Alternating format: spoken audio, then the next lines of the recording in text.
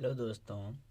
आज हम लोग सिद्ध करेंगे 2 + 3√5 एक अपरिमेय संख्या है।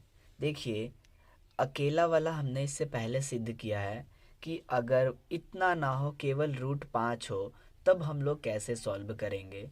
लेकिन एग्ज़ाम में ये √5 को छोड़ के √3 √7 ऐसा छोड़ के 2 + √3 या फिर 2 माइनस कुछ भी, मतलब इसी टाइप के होंगे। ठीक है, तो मतलब वो भी क्वेश्चन एग्ज़ाम में पूछ लिए जाते हैं।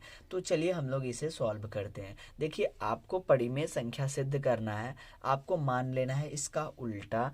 तो लिखेंगे माना 2 + 3√5 एक अपरिमेय संख्या है। उसके बाद जब ये परिमेय संख्या है तो परिमेय संख्या को हम लोग लिखते हैं P/Q के फॉर्म में, राइट ना। तो इसे हम लोग लिख लेंगे P/Q के फॉर्म में। तो ये हो जाएगा बराबर P/Q, राइट।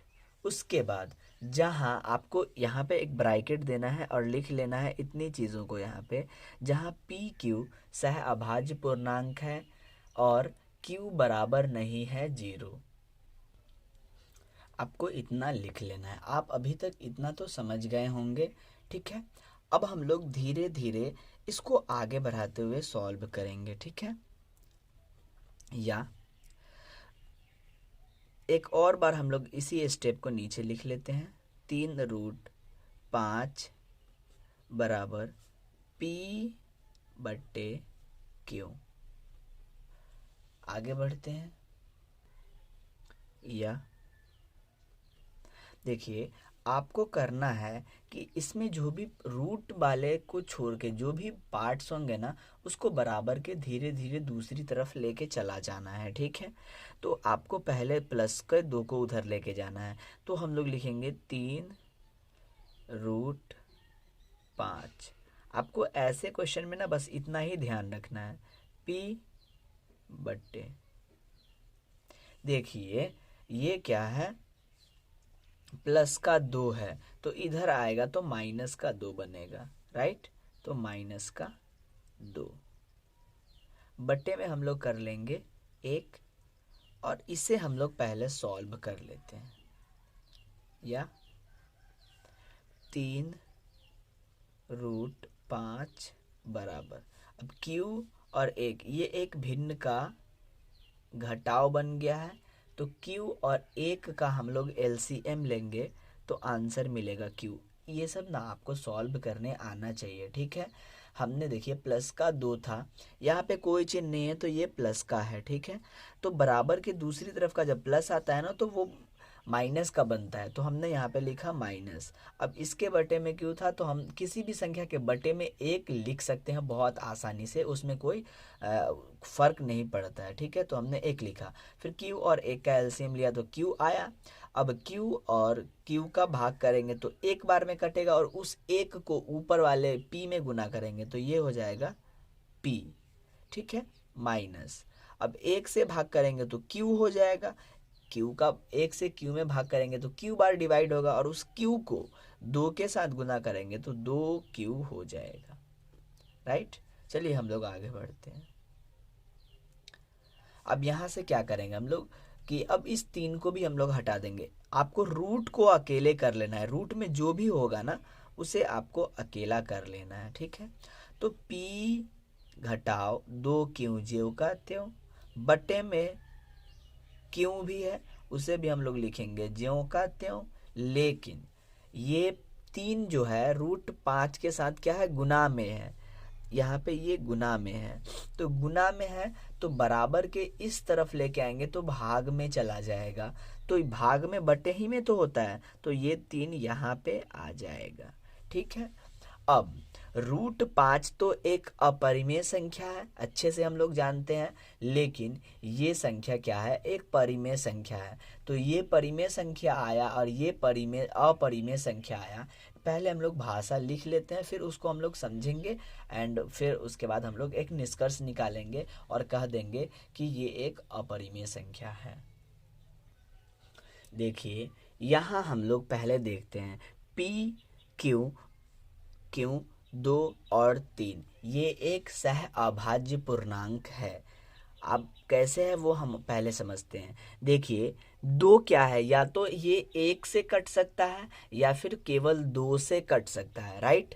इसके अलावा और ये किसी तीसरा संख्या से ना कटे। देखिए वैसी संख्या जो 1 और स्वयं को छोड़कर किसी और संख्या से ना कटे उसे सह अभाज्य संख्या कहते हैं। देखिए आपको संख्याओं का ज्ञान होना अब बहुत ज़रूरी है ऐसे क्वेश्चन को सॉल्व करने के लिए।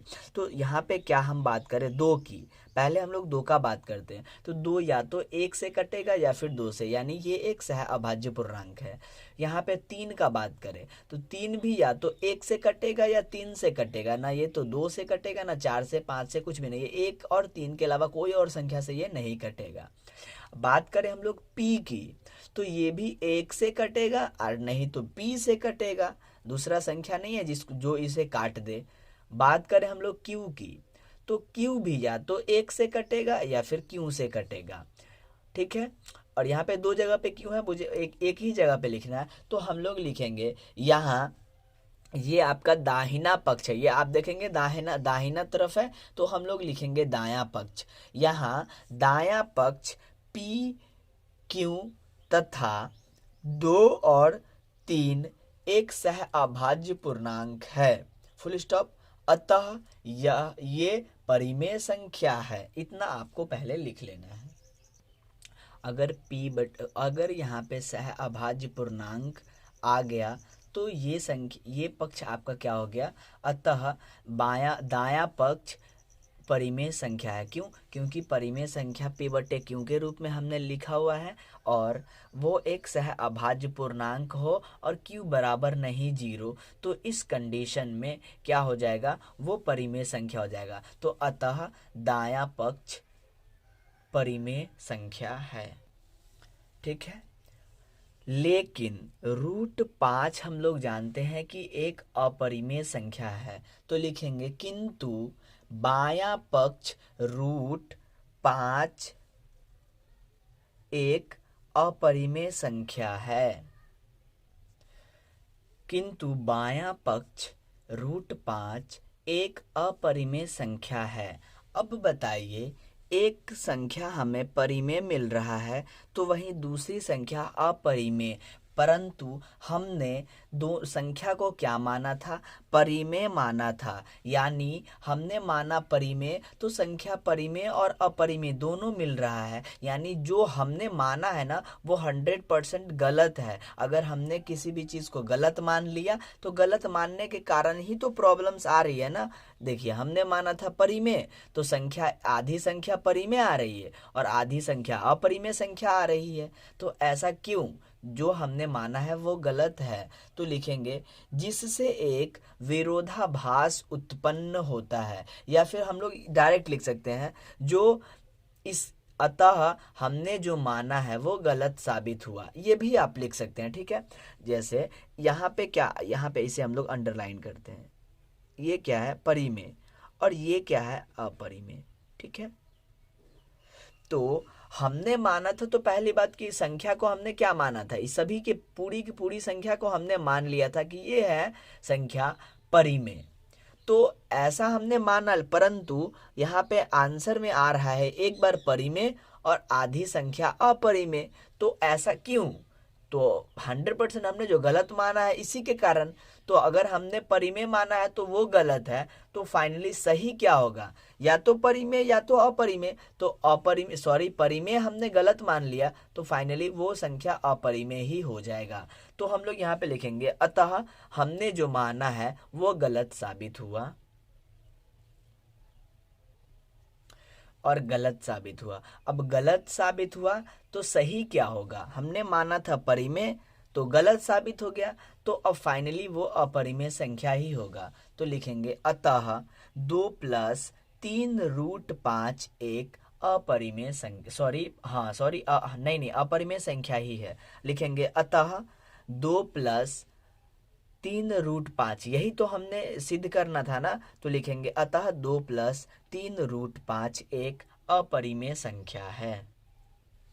और इस प्रकार से हमने सिद्ध कर लिया है कि 2 + 3√5। अब देखिए वहाँ पे ना, यहाँ पे कुछ भी हो सकता है, √7 + 5√7 ऐसा भी हो सकता है। तो बिल्कुल वही चीज़ आप करेंगे, स्टेप बाय स्टेप चीज़ों को आगे बढ़ाएंगे और कुछ चीज़ें आप सॉल्व कर पाएंगे। ठीक है, तो इस प्रकार से हमने इस वीडियो में इसको सिद्ध किया है। फिर आने वाले वीडियो में हम लोग इसके एक और टाइप क्वेश्चन बच गए हैं, उसे हम लोग सॉल्व कर लेंगे। अगर वीडियो पसंद आया होगा ना तो वीडियो को ज़रूर से लाइक करें। अगर आप बोर्ड की तैयारी बहुत अच्छे से करना चाहते हैं, गणित की तैयारी अच्छे से करना चाहते हैं, तो आप इस चैनल के साथ ना ज़रूर से जुड़ जाएं, ताकि आने वाले टाइम में आप बोर्ड की तैयारी बहुत अच्छे से कर पाएँ। मिलते हैं अगले वीडियो में, तब तक के लिए धन्यवाद।